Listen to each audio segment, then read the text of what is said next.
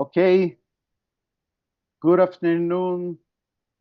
My name is Alexey Kurkdjian. I'm from Brazil, and I'm here to have a chat and talking with a few friends from the United States and one Spanish. We are all professionals of dedicated to film music, and I am from Musimagem, Brazil, an association of music composers for audiovisual. And we have our guests, very, very special guests here to talk about the peculiarities of playing an instrument in recording sessions of film music, music for movies. Not only recording, but also on stage. So this is the ninth festival of the Musimagem, Brazil, and we are very glad to be here, to be able to be here with our friends from abroad, and we are start making a little presentation of all of us, okay? So, Zeneto, Hello, my friend. yeah, it's good to see you again after one day. One day, yeah. I missed Yeah. you for one day. Yeah. We are very close. We are very Yeah. connected. Yeah, of course. No, thank you very much, So Zach. I would like you to say something about you. Yeah, well, I'm a Present yourself. musician. I'm a composer. I'm a guitar player, and I love making music on demand. It's crazy, but I like that. Um, Before I was a composer, I composed just to myself, or But once my friend told me, I think you should make music from under demand. So I started to do that for publicity, for advertising, and it worked. And after I started to make music for films and documentaries and so on. And I like it very much. It's very fun.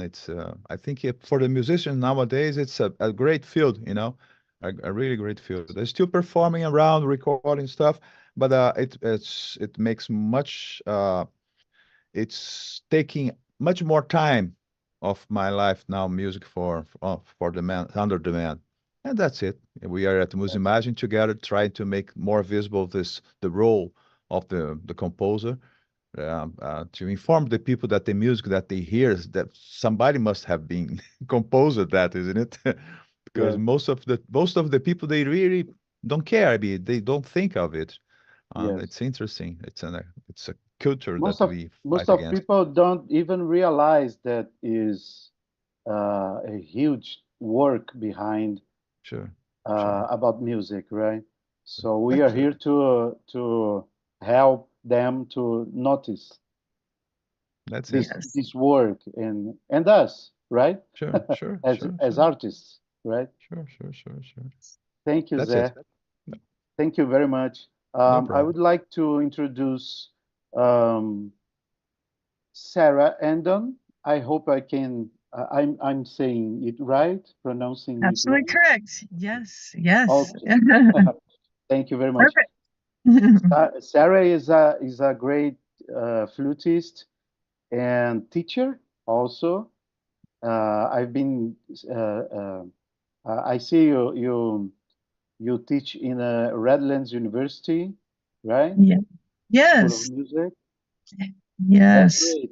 And I would like you to say some about your career, about your start. I would like to know how this is beautiful career you are developing. How was at the beginning? How it all started? Oh, thank you for asking, and I'm so honored to be here. What a wonderful festival you have, and very grateful to be included. I started 5 years old, actually, playing piano.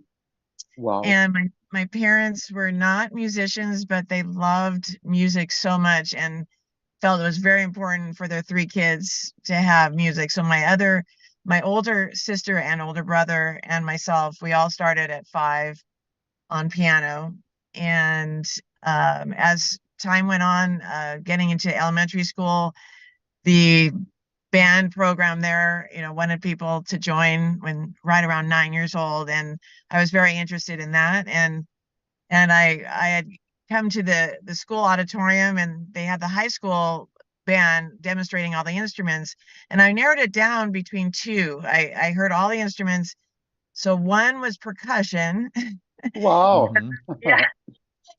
And then the other was flute. And I was really taken by the percussionist because there were 3 of them, and they were playing all these incredible instruments, Latin instruments. They brought the chimes, the timpani, drums, snare drum, congas, everything. They really brought, I was really impressed. And I was also thinking there weren't many women who played the drums at that time. And so I thought, wow, that would be very exciting to do. And then I heard the flute, and I was like, oh, that's so beautiful. And the girl who played had such a gorgeous tone, and that really stuck to me of all the melodic instruments. And then I thought, well, I have to walk to school every day, and quite a distance. And I was thinking, they tell us if you're going to be a good musician, you got to practice every day. You got to take your instrument home, practice every day. So in my 9-year-old mind, I was thinking I have to take all these percussion instruments. Oh my God. Lighter. Yeah. I was thinking I have to take 10 trips back and forth, and then practice at night, and then bring them all back in the morning, which wouldn't have to really do that, but no one told me otherwise. I thought, well, how about the flute? It looks easy to carry. Yes, yeah. That was so yeah, because it's so that's how I ended up choosing. For practical reasons, it just seemed to make sense. One little carry thing. So, and I bet, Norman, when we get to you, you're always asked, don't you wish you played the piccolo or the flute? Sure. Yeah. So from there, I just kept getting more and more involved. I just stuck with it. I just luckily kept being inspired by the groups I were playing in and the teachers involved, and thought, I think I'm going to try to keep going in college with it. And I had a lot of different interests, though. I was very, very fascinated with astronomy, and also psychology, and then music. I narrowed it down to those 3, and I was thinking, what's in common with all those? And I was thinking, when you think about the vast universe and the vast concept of the brain and music, I just feel like you couldn't live enough lifetimes to get even scratch the surface with all those topics. And I was really fascinated by that just you would never get bored. You would just keep going. And so I just thought music, to me, probably be the most challenging. And again, in my 18-year-old mind, I was thinking, okay, I'm just going to go for it. I rather try and fail than always wonder what could have been. What if? Yeah. What if? So I started a very small school, very local school, to my parents' home, outskirts of Los Angeles, about an hour east of Los Angeles, and Cal State San Bernardino, and very small department, but it gave me a chance to get a lot of experience. And then once I started to get more confidence, I applied to USC, University of Southern California, for my master's, and thankfully got accepted there. And then went on again to Yale University. Wow. And it was just such a great experience. So I felt like once I had my direction, that's what I started to know what I really needed to do to keep going. And obviously lots of practice, lots of just really devoting your life to it. Yes. And So there's we can hear that with when we Yeah, of hear us. course. When we hear you, we can hear that you really devoted. You have Yeah. oh, such a thank beautiful you. sound. Thank you. Such a Thank beautiful you. sound. Thank And you so much. And I attribute the sound development, talking about trying to be versatile, how important it is. I was in choir from a child too. So I Cool. sang from 9 years old all the way through college in choir, even sang for weddings and things. So I've always thought about the flute, approaching it from a vocalist standpoint.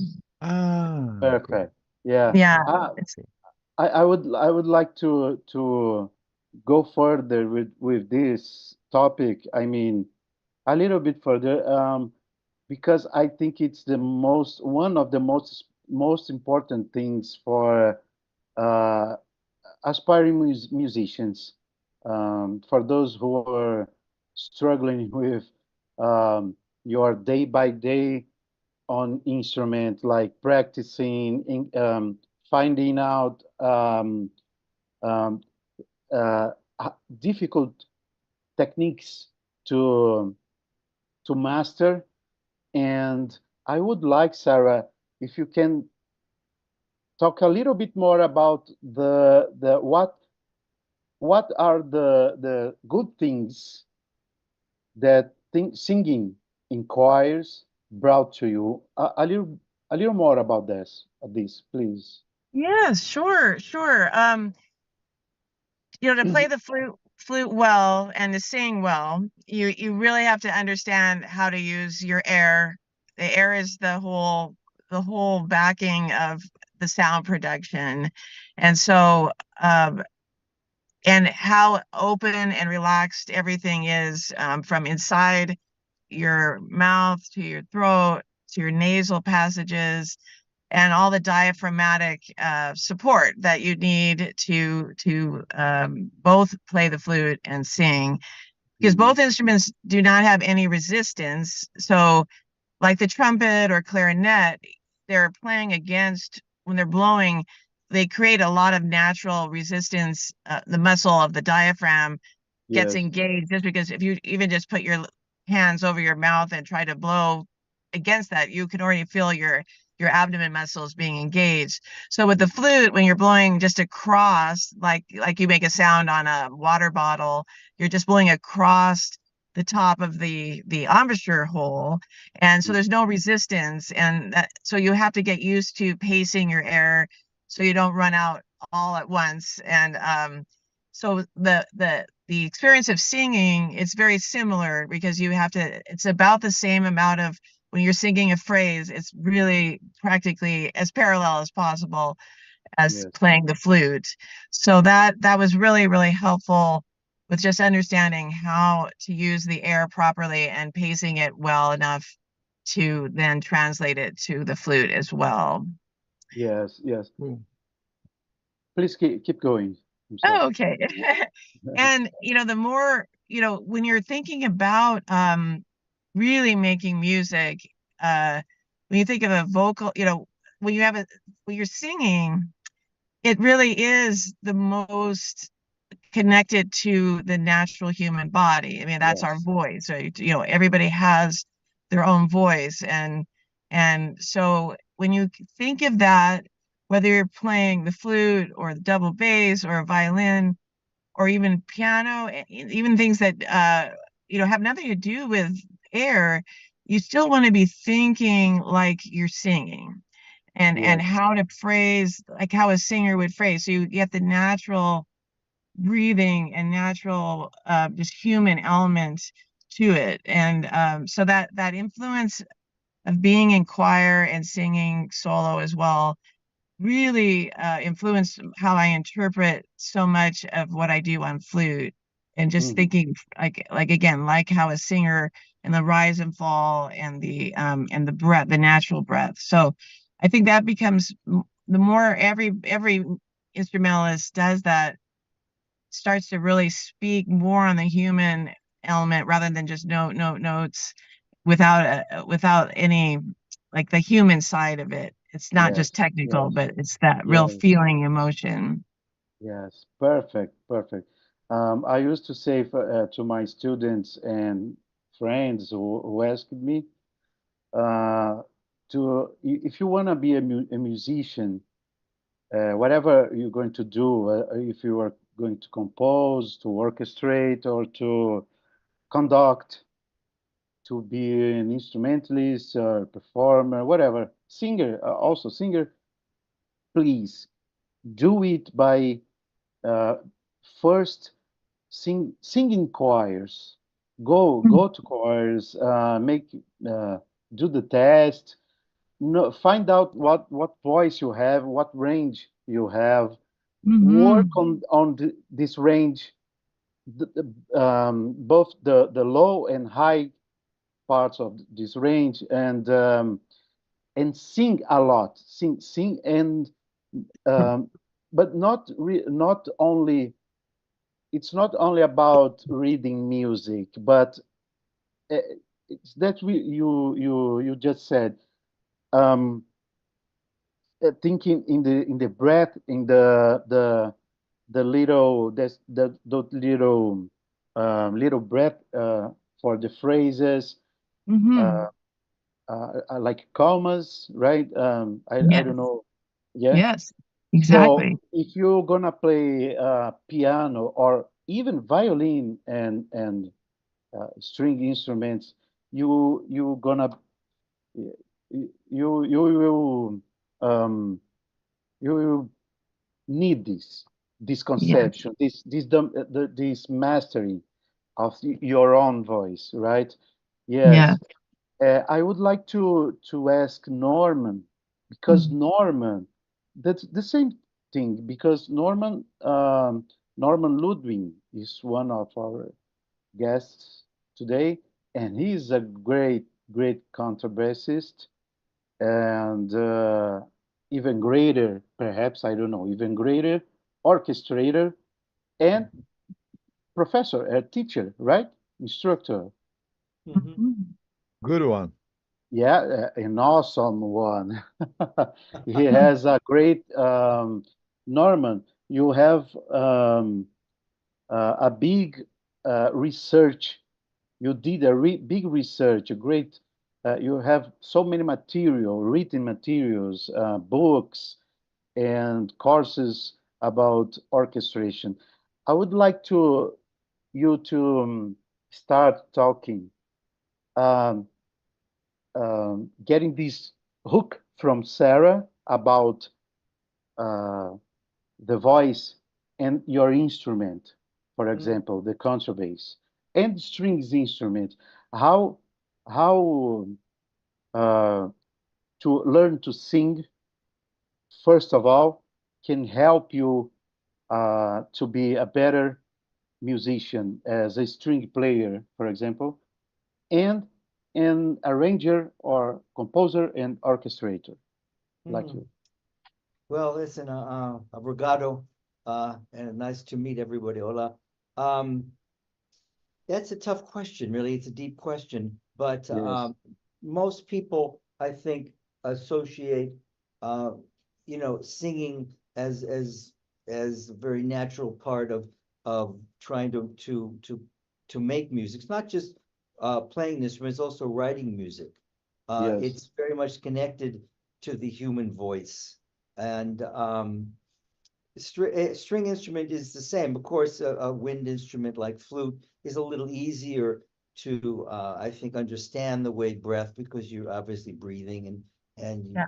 you run out of breath and you're going to have to stop and such. But Mhm. all string players have to study phrasing, right? It's a Yes. big Phrasing. study. It's a lot of time to learn how to phrase. With it, same with piano. You got to do it on piano too, right? Sure. A phrase in any dumb instrument you play, right? Yes. So learning that has to do with the breath. I mean, I tell my students, if you're trying to write a phrase, then you have to sing it, even if you can't sing very well. I'm not a great singer, right? Never have been Hmm. really, but Yes. I can ba ha ha ha ha, I mean, I can make a Yeah. sound, Of course. and so you have to sing the line, right? And then when you're done, when you run out of breath, then you anticipate that most wind players will run out of breath after about 4 measures or 5 measures or so. So it's very important, I think, is the point you're bringing up, is trying to understand the human breath and trying to write music. It's whether you're particularly for composers, I think it's probably even more difficult. Yes. Right. I do sometimes I do that. I'm doing it every time more. When I compose something for movies, the first thing I sing, I sing ideas, even rhythmic ideas, or I just sing da da da da da, bum bum bum bum. Make it crazy things. That's not for anybody. It's just try me to connect to the human impulse with the image, and then after I try to to figure out how to make that sounds true instruments. But first I like that, just Yes. just to let the ideas flow, first with the voice. And that's it has everything to do with what you both guys said, the importance of phrasing your music, phrasing your music. Cool. Because I'm me as a violinist, which is also an string instrument, um, uh, bowed string instrument. We have to learn to breathe and the properly change of the bow, right? The Because direction of the bow. if you don't breathe correctly, you mess up the phrasing. So I believe everything is chanting, is singing. Um, there is another question, because Norman, when you write arrangements for your colleagues to play on recording sessions are very tight. I mean, in time, right? You have to figure out as fast as you can to decode what the notes are reading, what it really means to for when the conductor start conducting. You have to be ready to make your best, right? So as orchestrator, you think in those aspects, because my point is, if you write long notes, full notes, for example, and with slurs or ties, and if this is too much for the player, in order to maintain the good quality of sound in a note that is too long, or in wind player, it needs to breathe sometime, right? In some moment, yes, sometimes. So what do you think on it when you are doing your orchestrations, compositions? Well, I mean, I'm a composer too, of course, right? I Yes. mean, and writing music, composing music, or arranging or orchestrating music. I think what you're asking me is how do I plan the writing for the players? Is that kind of what you're asking? Yes, in order to them to breathe in the proper moments I see. of the Right. to not break the phrasings and so on. Well, I guess I was going to much of what we're talking about, really, right? I mean, it's more, to be honest with you, really, it's much more difficult to write string parts And I Oh, think really? for people, it's much more difficult to learn how to do that well, I think, than wind parts. But I mean, people write wind parts without breathing, right? And wind players will just have to take breaths, wherever they feel like it, and etc. But I think it all, in terms of phrasing, in terms of these things we're talking about, right? Again, it comes down to trying to get the student to sing it, right? Or hum it Yes. to themselves, right? To understand, is it 2 measures or 3 measures or 4 measures. For me, it's if somebody in the orchestra says, I can't do this, or raises their hand and says, Norman, this is not going to work, then I say, of course, well, what's the problem, or let's try it this way, or let's change it. And, because we can't do everything perfectly, right? So it's Yes. always a work. It's always a conversation, any Okay. any concert, any rehearsal. People have to learn that the musicians are your friends, right? And the musicians are working with you, and Yes. you have to be comfortable talking to them. Yes. They know more about their instrument than you do, right? But it Yes, is of course. music, right? And Yeah. ultimately, it's your call, pretty much, right? Mhm. And you have to have responsibility for that. Yes. Sure. We were talking about that yesterday, right, Zé? Yeah, Zé, yeah, sure. yeah, right. Mhm. Um, uh, do you wanna make some question for them, Zé? No, I'm just here to as an invited one.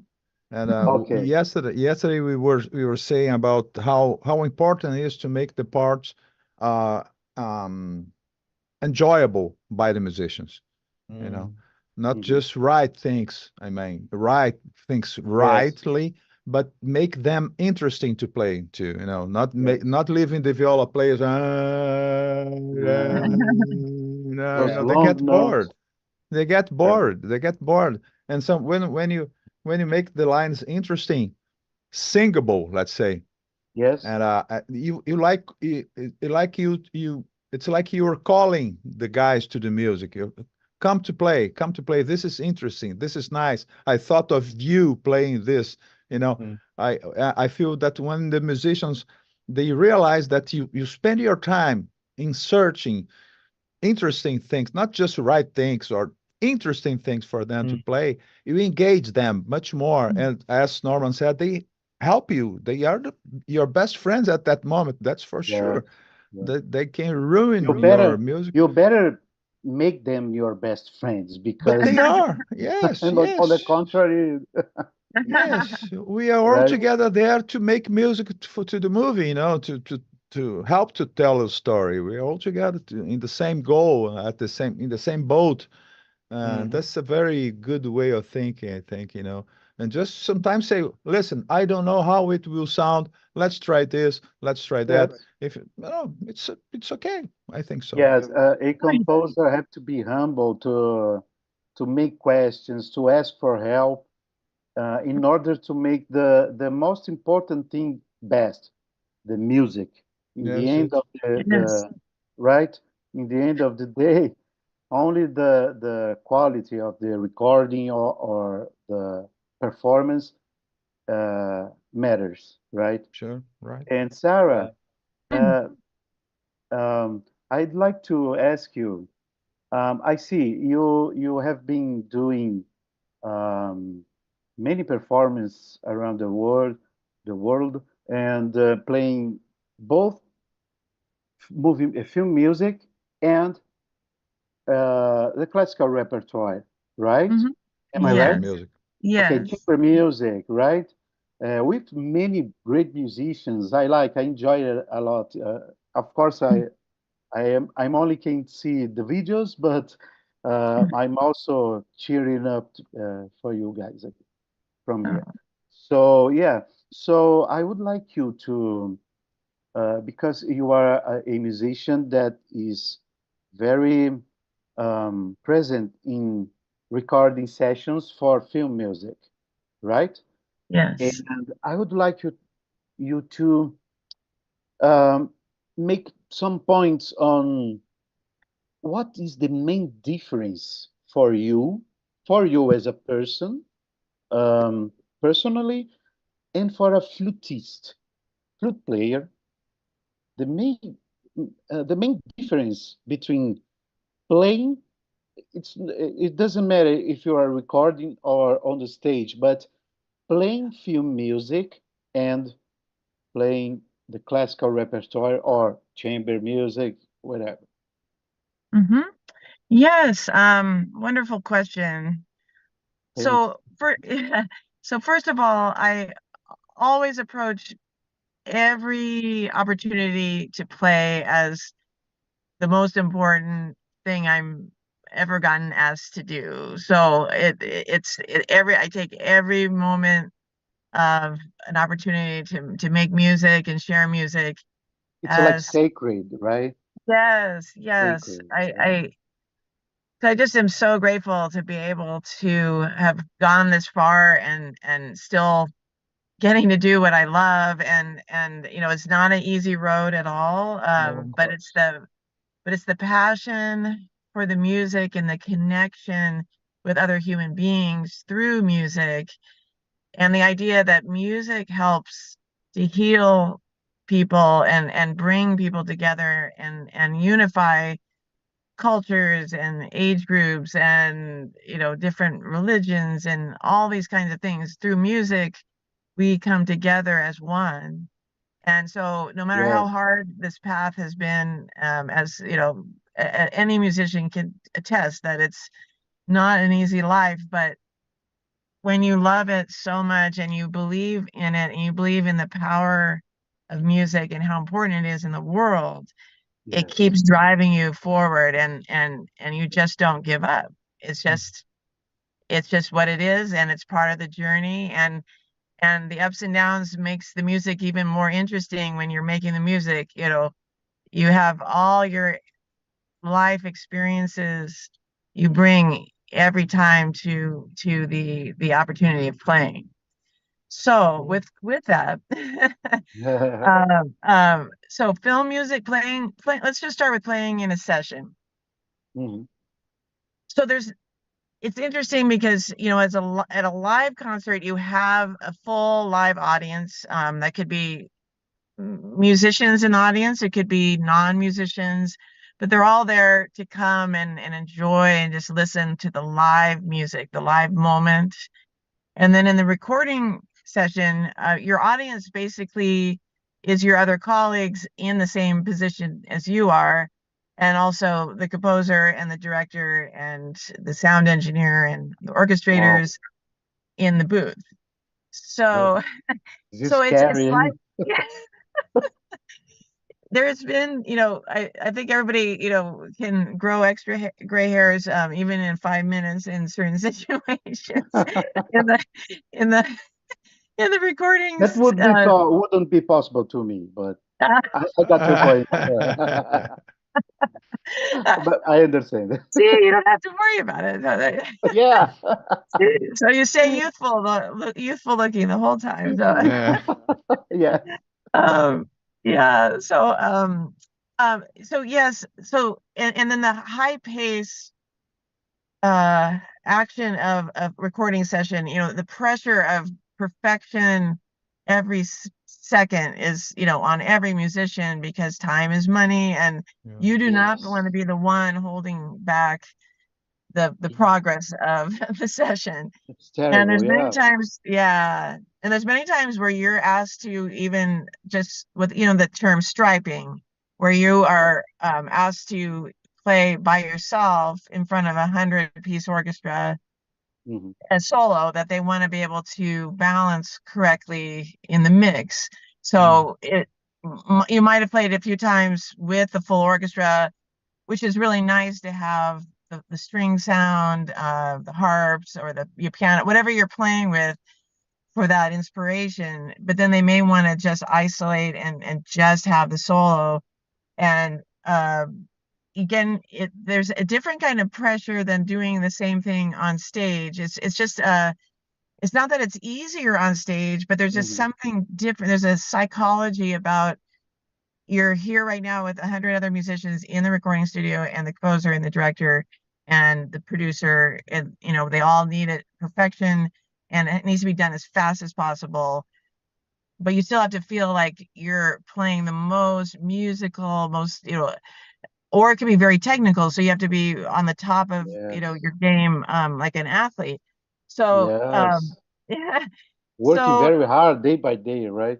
yeah. So either the stage or the studio, the one thing I would say in common is you have to go into the zone of you and the music are one. And you can't think of there's all these other people just sitting quietly next to you, and the directors look at you and the composers look at you. It's you just have to think of I'm wanting to connect with the music, and that's where you go. And then everything else disappears other than the music. That's the way I've been able to survive the stress of that and be able to play what and and do what I need to do without, Mhm. you know, feeling like there's a lot of errors or just being so nervous. You just have to let all that else go and get into the actual musical line and the character of the music. And if you can get there, then it's usually very successful. Oh, great. So it just takes some experience to just be able to get your Yes. mind into that space. And Uh-huh. Does yeah, that and then require some yoga practice or I don't know, meditation? What you guys there in LA who work on this job, do this job? What what are the tools you guys use to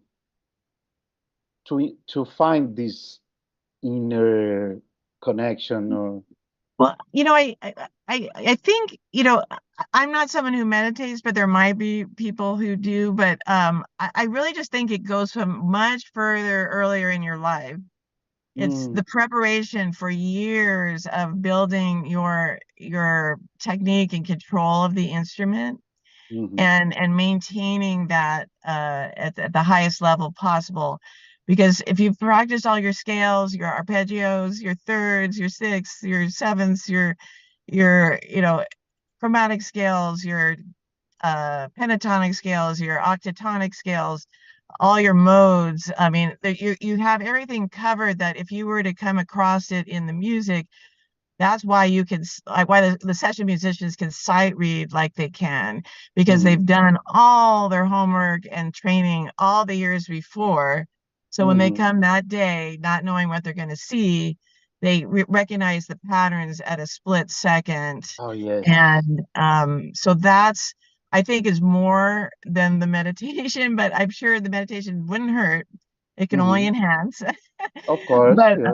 yeah, and just making sure you're taking good care of your health. I mean, it all comes down, Yes. yeah, it all makes sense with the meditation. Like, if it can be peaceful. So if Mhm. that's where it takes you to be peaceful, or making sure you get enough sleep, or eating correctly. I'm trying to get much better.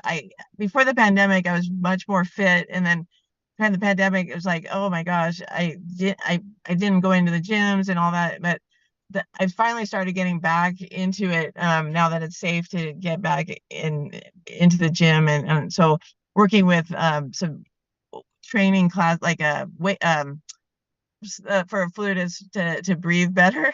And so that's also like just being in your best physical health. It doesn't hurt, to be able to Yeah, play of your course. best in It's in bad. It's not hurt you. For on yeah, the contrary, right? yeah, It's yeah, do the yeah. better. You're So gonna I be think, better. yeah, so it's just being, trying to be your best self physically, and then with the training of the music from all the years before, and keep maintaining. it's Mhm. it's very hard to have a busy schedule to still be practicing, but you got to find time to keep your skills up, because that's what's going to give you the longevity for the future. And that also helps your concentration and control in those moments of very high stress, and have to perform when the red light goes on. You're able to do what you need to do, and that may be the most beautiful singing phrase or something that has 5 million notes. So you just know what to call upon to execute all that, and with feeling and character. Yeah. Yeah. And Yeah. and I'm No, just no, going to say, please. sorry, go ahead. Go ahead. No, please. Okay, so I was just going to say quickly, going back to the idea of the live music. Now, the live music, the difference of that, I feel like, because it's not being recorded that split second, it might be, but most of the time it's a live version, and you can take more risks, and you can move around. Like when I'm playing my flute in the studio, you have to be very still. The microphone is right there. You can't be moving your body around or doing any extraneous movements that you might add in a live performance to shape the music physically as well. Nothing that's distracting, but it should only enhance the musical line. So I'm usually standing as a soloist, so there's a little more freedom with just a little bit of gentle moving, and you're looking to the audience, so different directions. So your head is obviously, I'm looking to the right, to the center, maybe to the back of the hall. So you can't be doing those kind of things in the recording studio. Yes, but yeah. But with the live performance, I feel that's the way you're connecting with your live audience. You're really like you're playing to the live person sitting right there that's paid money. They've got out of their house, got dressed. You want to make sure they feel special, and that you're playing for them, and it made it worth them coming out. And I just feel very, very honored that they would have come to the concert, and that's very touching to me. And I just want to give them my most deepest heart in every note, and that usually will mean, again, slightly different approach physically, how I'm producing the sound, and how I move on stage and connect with the other musicians. Like, say, like that last concert I just did in Rome was a trio with piano and cello. It was all John Williams music of chamber music. It was just incredible arrangements by Simone Pedroni, Italian pianist, Van Cliburn gold medal winner, very, very, very, very deeply entrenched in John Williams music. And he was able to take several of his scores, some of the very famous ones and some of the even hidden gems, and arrange it for flute, cello, and piano. And the cellist is Cecilia San, who's a longtime veteran recording artist and live artist in Los Angeles. So that's an example where, when you're in chamber music, you're playing off of your other musicians on stage. So you're looking at them, playing with them, and then also looking at the audience. And so it's a slightly different feel than the recording studio, where of course you're feeling every note from the heart, but you have to be much more stoic in your physicality, so that you don't interrupt the actual recording quality, because it has to be pristine, as we know. So that's precious. Thank you for sharing with us this experience. Thank you very much, Sarah. Guys, I have an announcement. Our interpreter, our translator, she needs some rest, and I'm gonna try to do it myself here. So don't make too long phrases for me, please, because I'm not a professional one. And my memory, let's Sorry? remind of the breathing. Yes, that's We it. can breathe in smaller phrases. Yeah, smaller that's true. phrases. I go. Yeah. Let's go. So I'm doing Martha, opposite what I tell composers to do for. I just keep talk. No, but that's great. And Norman, you are so quiet here. Because I'm talking too much. I'm talking too much. No, Sarah, no. You that would be that all you said were very helpful for many of us. então, Norman, você tá tão quietinho. Norman, você tá tão quietinho aí e tal. Aí a Susan falou assim, não, porque eu falo demais. Não, e o Alexey falou assim, não, mas tudo que você falou foi muito importante pra gente. Please, go ahead. Norman, I would like to hear what in your experience, what are the biggest difference in playing alive? But as you are a great contrabassist and orchestrator, I would like to know from you what is the peculiarities of playing film music and the other Concert. repertoire, yes, in Concert. concert, and to orchestrate for music and for concert stage music. Okay, Concert agora music. try to translate. Ele tá perguntando para o Norman, que o Norman é um grande baixista, é um grande orquestrador também, se haveria diferença entre música, orquestrar e tocar a música feita para concerto ou a música feita para imagem, né, para cinema, em gravações, enfim, para estabelecer paralelos, né, e comparações entre esses dois tipos de escrita, se é que há alguma diferença, e esses dois tipos de tocar, se é que há alguma diferença. Tá certo? É isso mesmo, Alexey? É isso aí, é isso aí. Please, Norman. Okay, thank you. Well, like, as Sarah said, really, I mean, the act of performance, the act of playing is the same, whether it's, wherever it is. You always try your best and you want to do the best you can with the music. Live concerts are generally much more freer affairs, where in recording studio, I mean, it must just be exact because that's what recordings are about. It's not things, it's very expensive, right? And you don't have a lot of time, you don't have your sight reading music, you're practicing the music, you're coming in. And so the music is usually not as difficult. And it's a perfection of playing. Now, playing a live concert, you want to be perfect as well. But those pieces generally are pieces that have had some rehearsal, right? Sometimes we're familiar with the pieces. We're playing them live. There's much more freedom. We're not playing with a click. We're kind of responding either in chamber music or a conductor. So that's why when you listen to, a jazz, you listen to a live rock recording. Yeah, I can listen to a band that you like playing a live concert. It's different than when they do it in the studio. Sure. Bom, o Norman disse que nas duas situações ele faz o melhor que ele pode, ele se empenha ao máximo.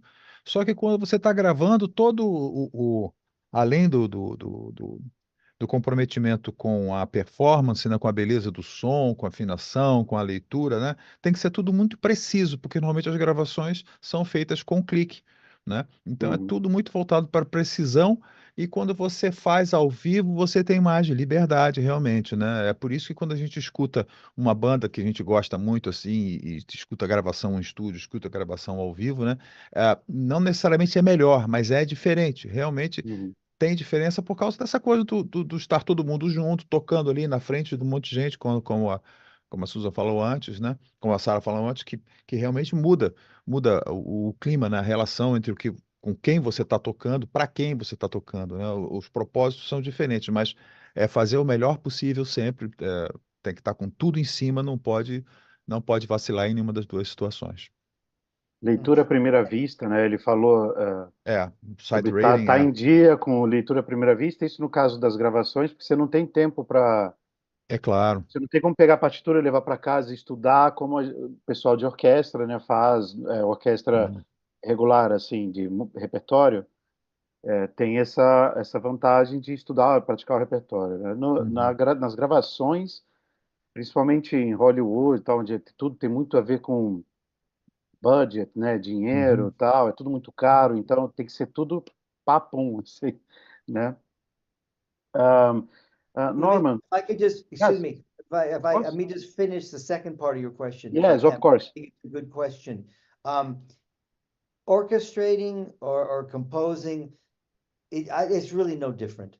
Really, it's no different to orchestrate, a piece of music for a live concert, or orchestrate a piece of music for a recording, or write a piece of music for a live recording. The difference between composing in that context is that you have to be very aware that when the studios, you're writing for people to sight read. It's not a concert. Mhm. It's not a concert. Mhm. Really, it's Yes. not what it's about. Yeah. Really, it's not really about the music. Really, I mean, the Yeah. film music, music for media, is got a different function. But the practicalities of somebody who's an orchestrator or arranger, right, or in that sense, right, is no different. Really, it's no difference. Mhm. The same technical skills, same issues that you have to concern yourself with.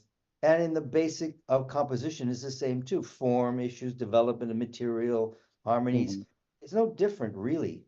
It's Mhm. just, I mean, of course, the context changes, but it's the same, I think. That's my opinion. Okay, but can I Just a make a sec, just a question? sec, just a Ah, sec. I é? have to translate. Sorry. É, não, o Norman disse que ele não vê nenhuma diferença. As músicas são para propósitos diferentes, né? Mas ele não vê nenhuma diferença entre arranjar e fazer a orquestração, né, de uma música ou de outra, sempre fazendo o melhor possível. Só que as músicas têm propósitos diferentes. Mas é isso aí. Eu resumi porque eu acho que fica tranquilo, né? Fica mais rápido também. But I would like to respond to this with another question. It's a little bit provocative question. So do you believe that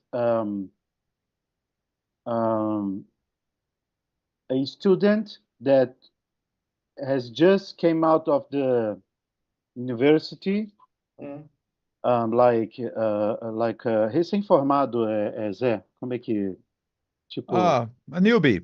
Call him a newbie, newbie. yeah, just graduated from the university and he studied composition, orchestration, etc. Do you believe this guy is kind of ready to enter in the film music industry, to orchestrate the on demand or whatever? I Probably mean, not. Probably no. that's why. No, right? But my Okay. friend, it depends. Yeah, where they went to school, depends how hard they worked, right? Mhm. Depends what the job is. But I mean, student goes to school to learn these silly things, right? I mean, you got to learn it Yeah. someplace. They Yes. have to do the job, right? So Yes. I think can a student who leaves the university after 4 years go play principal flute in the Philadelphia Orchestra? Nope. Maybe. Nope. Probably not. Maybe Probably not. Probably Yeah. not, right? I mean, Yeah. there's some super geniuses who, Yes. who have those careers. But I guess what the point I'm trying to make is, like anything, it needs training, right? Okay. To play on the level of studio music or play level of a very good orchestra takes a long time. There's a lot Of course. of study and practice and Practice. experience, right? It's the same thing with orchestrator or composer, right? You have to learn, you Yes. have to have the chops, baby. Yes. There are a few things that I find that is different, that are different from the film music for record film music and to live stage music. For example, the orchestration itself, the instrumentation itself. Many of composers write for 8 horns or bass, contrabass, trombones, contrabass, bassoon. Those are instruments not common outside. I mean, outside the studio, right? In the regular stages, the regular orchestras, symphonies. So that's kind of difference because that I see, because in college we almost don't do anything with a contrabass bassoon or Contrabassoon. yes. No, contrabassoon, it's more regular, but you know, contrabass trombone, that one with looks like a bazooka. Yes. You know, And sometimes acts like that. acts like one, yeah, yeah. So, or that line of great brass instruments and varied brass instruments. I believe in the film industry, it's we have more colors because of the movie. So I believe is the most difficult for regular composition students to go out and figure out how to balance those instruments that he never worked before with, right? It's that's the point. I mean, I would like to know from you something on this. Um, yeah. Yes, you're correct. You're correct.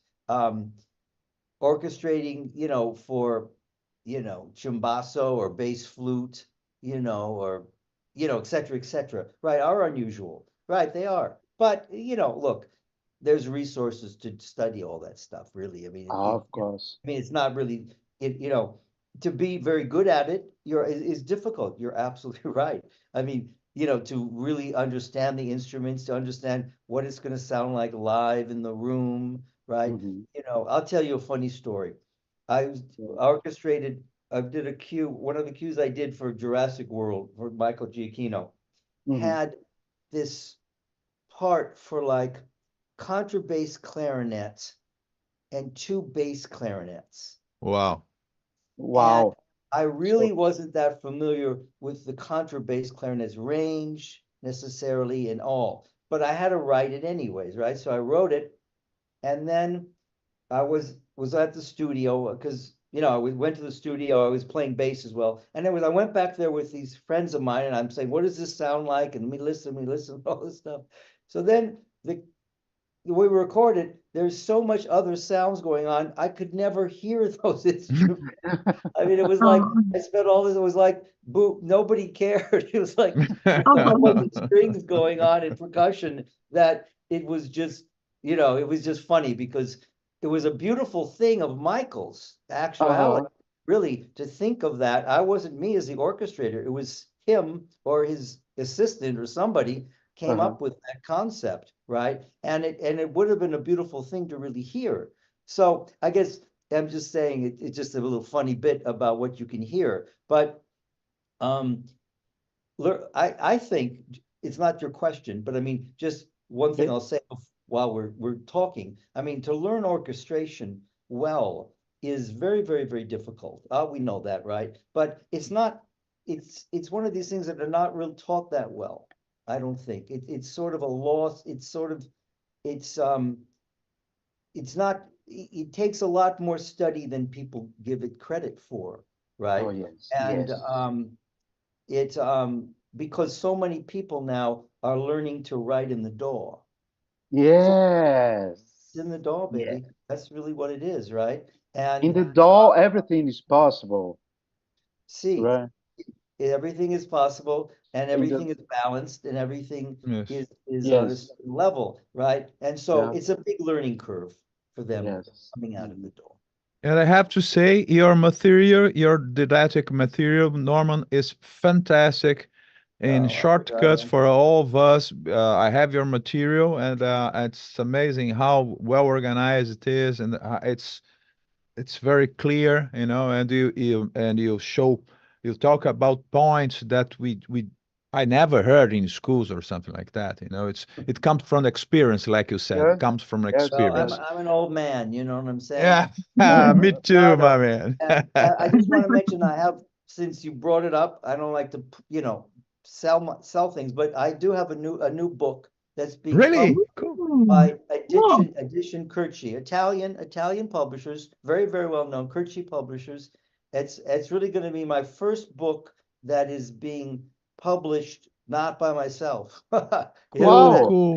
Send us the link. Send us the link to Amazon or something like that. It's almost pretty much done. It's being sold already. Pretty much done. work on it for about a year. But I've been, it's such a privilege to have editors going over your music and finding all the mistakes and rewriting it. So, anyways, thank you. Yeah, Thank you very much. Yeah, We have, I wanna see it. sorry, Please. because we are running out of time, and we have a Oh, sorry to be an ass to say that, but we are running out of time, and the Tim Rescala has a question to Sara. He Oh. says, Tim Rescala is one of the best composers here in Composers in Brazil, Brazil. and yes, he's a great guy and a very funny guy, by the way. And well, Tim Rescala say, I heard in Rio de Janeiro the great flutist Severino Gazzelloni, Gazzelloni, Gazzelloni. Gazzelloni. Yeah. Wait, I have to use the hands.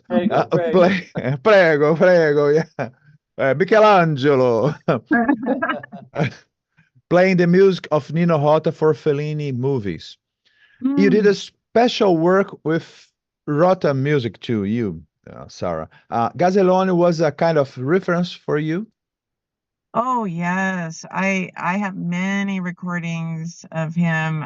Just absolutely, clearly one of the best flutists that ever has come to this earth.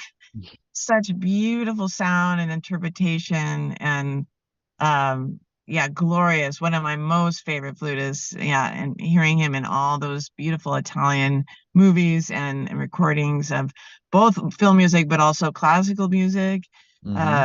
Glorious. Yes, I feel very inspired by his playing, and I think about it as I play.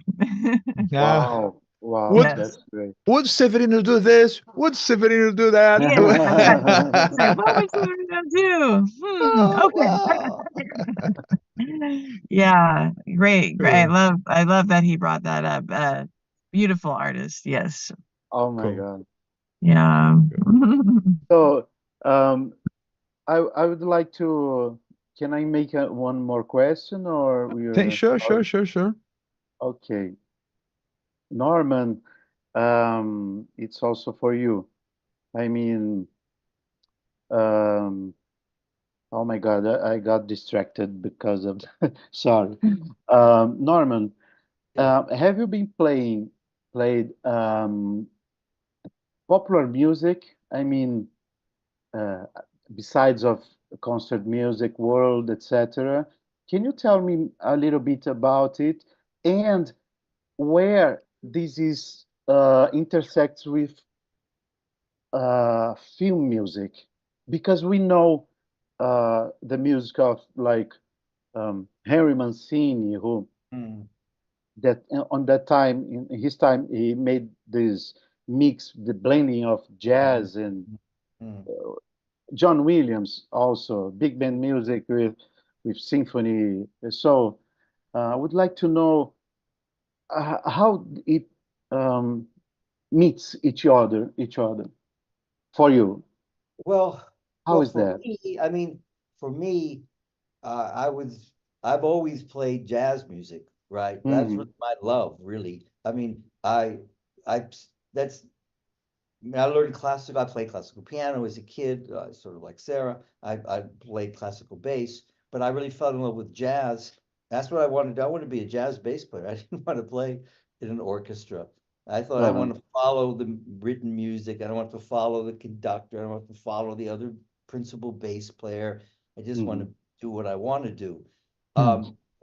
But and for me, that's just part of my soul. That's something I love to do, right? But Mhm. I mean, Los Angeles, I mean, Hollywood, really, Hollywood has a long tradition of incorporating jazz music and jazz composers and Mhm. jazz players, right, Mhm. in the studios. It's a huge tradition for a long time, really. So a lot of the leaders in the studios in Los Angeles really were jazz guys. Yeah, There's Cool. classical players, but I mean, beautiful. a lot of the people who did TV shows and movies and records, 60s and 70s, were were were primary, largely jazz influenced composers, right? Mhm. And who had got jobs and then used orchestrators and learned. So they mixed the styles together, right? Mhm. And Yes. so now, of course, world music is in film music, right? World music, yes. and it's wonderful because we have every element in the options now. Now Yeah. it's wide open.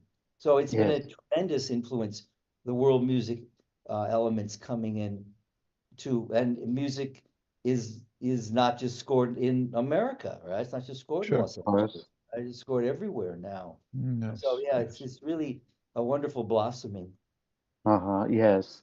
Oh man, thank you very much. I would like to, we are coming to an end. Unfortunately, I would like to go through the night Me talking too. with you guys.